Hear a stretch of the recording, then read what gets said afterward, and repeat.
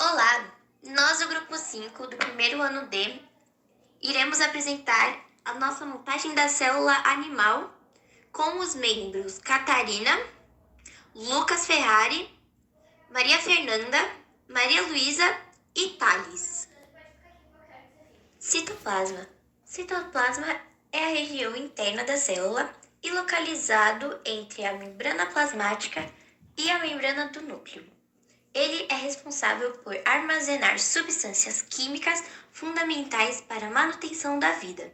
O citoplasma também possui a função de sustentação esquelética celular através de uma estrutura constituída por microfilamentos e tubos proteicos chamados de citoesqueleto. Membrana plasmática. A membrana plasmática é a estrutura que envolve e delimita todo o conteúdo celular. Estabelece fronteira entre o meio celular interno, parte intracelular, com o meio externo, que é a parte extracelular. Também serve de canal seletivo para a entrada e saída de substâncias na célula. O núcleo. O núcleo é responsável por controlar todas as atividades celulares e armazena informações genéticas. Então, nele podemos encontrar o material genético, o DNA. Nucleolo. O nucleolo é uma estrutura esférica escura localizada dentro do núcleo celular.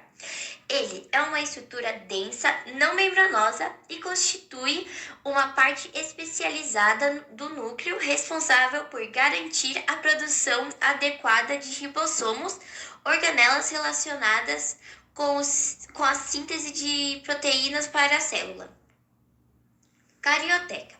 A carioteca, também chamada de envoltório nuclear ou envelope nuclear, é um conjunto de membranas que revestem o núcleo celular de organismos eucariotos, separando o conteúdo nuclear do conteúdo citoplasmático. Complexo golgiense. O complexo golgiense, também chamado de complexo de Golgi e aparelho de Golgi, é uma organela encontrada nas células eucarióticas, caracterizada por ser um conjunto de vesículas achatadas dispostas em uma pilha. Ele possui como funções principais modificar as proteínas e lipídios provenientes do retículo endoplasmático e empacotar as substâncias produzidas pela célula em vesículas, pequenas bolsas, ou seja, a secreção celular. Peroxissomos. Os peroxissomos ou peroxissomas são organelas citoplasmáticas presentes nas células de animais e plantas. Elas possuem enzimas digestivas que são responsáveis por degradar gorduras e aminoácidos no interior das células sem prejudicar os tecidos, ou seja, neutralizar substâncias tóxicas produzidas pela célula ou vindas de fora. Centríolos. Os centríolos são estruturas celulares que auxiliam na divisão celular, mitose e meiose. Possuem, portanto, a capacidade de duplicação durante o ciclo da divisão celular, organizando o fuso acromático. Após o processo de duplicação, os centríolos migram em direção aos polos da célula. Retículo endoplasmático liso. Retículo endoplasmático liso, também chamado de agranular, é formado por sistemas de túbulos cilíndricos e sem ribossomos aderidos à membrana. A sua função é transportar substâncias dentro da célula e participar da produção de lipídios, óleos ou gordura, especialmente os fosfolipídios, que compõem a membrana plasmática. Retículo endoplasmático rugoso.